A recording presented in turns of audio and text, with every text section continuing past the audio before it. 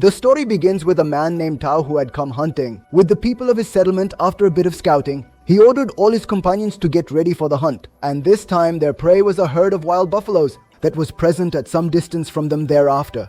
Tao and his companions started moving slowly towards them, and on Tao's command, all the people together attacked the wild buffaloes, and the wild buffaloes were also not going to lose so easily, and they also started moving towards the men for their defense, but then all the men threw their spears towards them at once, scared by which the wild buffalo started running in the opposite direction where there was a very deep ravine. And lo and behold, all the wild buffaloes started jumping into it. Until now, everything was going according to the plan, but then one wild buffalo, instead of jumping into the ravine, started running towards a boy named Kida. As a matter of fact, this was Keda's first hunt, and due to the lack of experience, he panicked seeing that buffalo charging towards him, started running away out of fear, but the buffaloes came from behind and hit him, after which he fell to the ground, and that buffalo did not stop even after doing so much. It turned around once more and started running towards Keda, and this time it picked him up and started running towards the abyss. Tao attacked the wild buffalo from behind,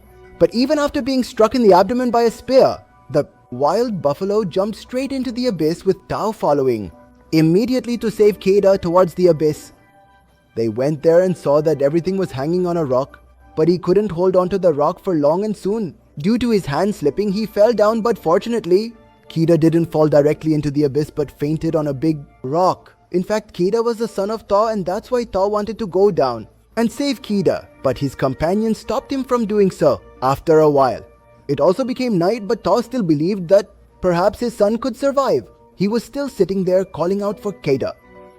Being the head of the village, he could not stay there for long because he had to reach the village with food before the snowfall. Therefore, the next morning, with a heavy heart, he performed the last rites for the worm in the town and decided to leave from there. And the worm lying below was still unconscious, but shortly afterwards a vulture spotted it, and seeing such good food in front of it, immediately reached near the worm. But as soon as it advanced to eat the worm immediately regained consciousness, and in a single move flinged the vulture away from itself. Seeing itself on this rock, the worm got very panicked and started screaming the name of Uncle loudly for help. Soon he realized that there was no one there to help him, but the worm also decided that it would not die so easily. Therefore, he decided to hang and get down. In this attempt, his foot also slipped, but at the right time, he grasped the rock again. But now, he had no support from below, and he could not hold on only with his hands for much longer.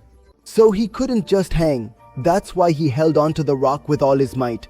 A while later, that place started to experience heavy rain, and in no time the water collected below, formed a river at Keda's place. Keda believed it was his last chance to save his life, and that's why he jumped into the river without thinking. And when he woke up the next morning, he was in a deserted place. He noticed his leg, which he couldn't even move. On removing his shoes, he saw that his leg's bone. Due to moving it, his leg had swollen up a lot. He immediately supported his leg with the help of 2 stones, after which he first restored his displaced bone to its place, and then he applied wood to his shoe and made his leg capable of walking. Keda wanted to go to his companions. That's why he decided to go to the top of the mountain. Reaching there, he set his eyes on those stones, which Tao had used for his worship. Seeing them, Keda was broken inside. She just heard some noises, and when she looked closely, her gaze fell on a pack of wolves who she started to run away from at full speed, but she couldn't outrun the wolves.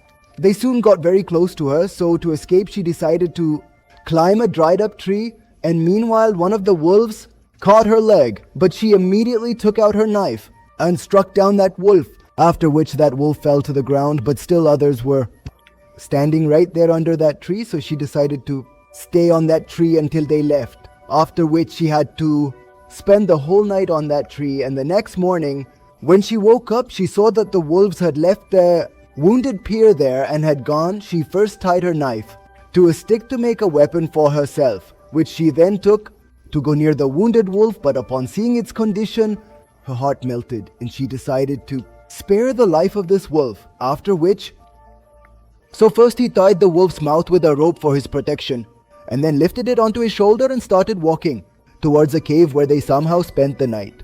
The next morning, as Keda was applying some herbs to his wound, the wolf untied the rope on its mouth.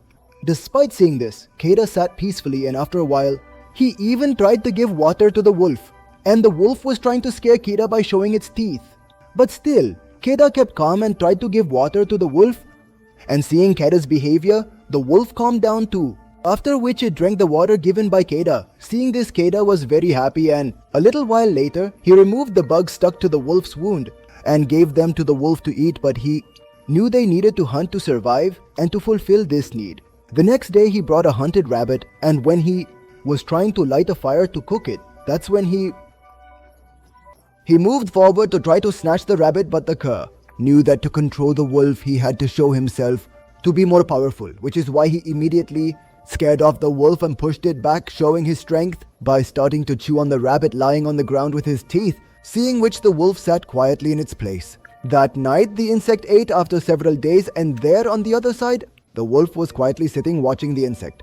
After a while, the insect also gave it food, and in it, later, made it clear to the wolf that it needed the permission of the insect to eat. After resting for a few days, the insect decided to go back home before the snowfall, but he couldn't take that wolf with him, so he asked the wolf to find his family, but that wolf was not ready to move from there, which is why the insect decided to leave him there and go home alone. As soon as he stepped out, the wolf started following him slowly.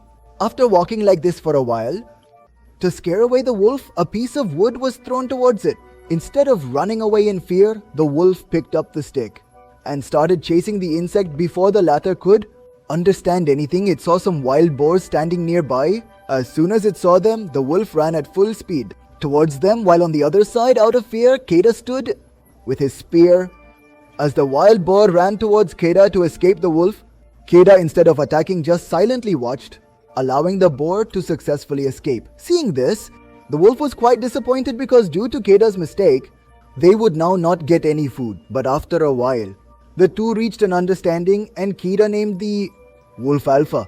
Over the next few days, with Alpha's help, Keda learned to hunt quite well, and they were gradually beginning to understand each other very well, to the point that at night, to keep Keda warm, Alpha would sleep clinging to him. Keda was also having a lot of fun, but after a few days, as winter arrived, the area was covered with a white blanket of snow, but Keda and Alpha were somehow hunting for themselves and slowly moving forward.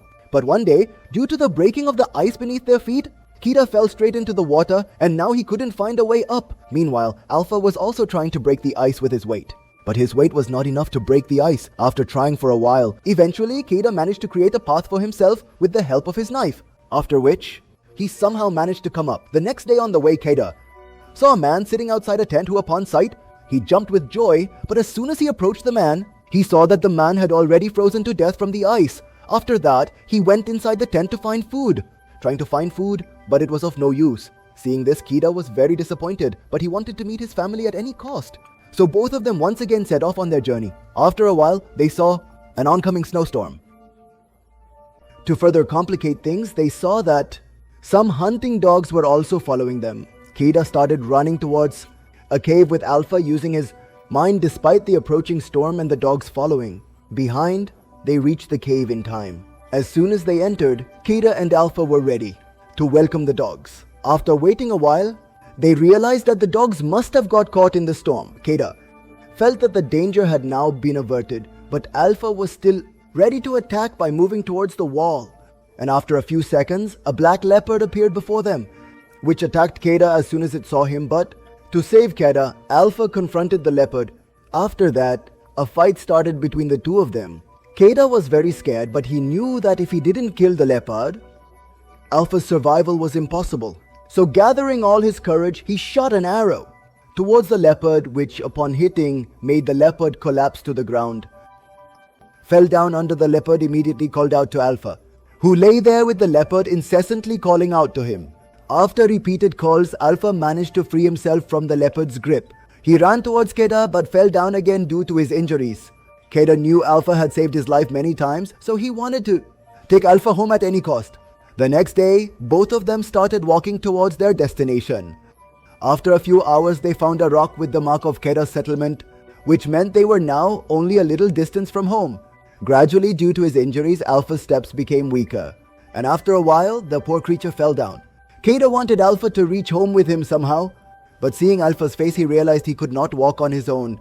But he was not ready to give up so easily, so he decided to carry Alpha, and they continued walking like this throughout the night And the next day, they crossed several mountains relying on their courage and finally reached a place where Keda saw his village from a distance. Holding Alpha in his arms, he went straight to the village, near which upon arriving he fell down. Tao was quite surprised to see Keda alive in front of him and immediately grabbed his son, and then Keda's mother also arrived, who had given up hope of seeing her son again. Keda was also very happy to see his parents, but then he told his father to save Alpha by any means necessary, after which he fainted, and when he woke up he found out that Alpha had given birth to several pups, which meant that Alpha was actually a female wolf who was pregnant throughout the journey. But despite this, she had supported Keda the whole time. Knowing this, Keda's love for Alpha grew even more. If you liked the video, then like it. Feel free to subscribe. See you in the next video.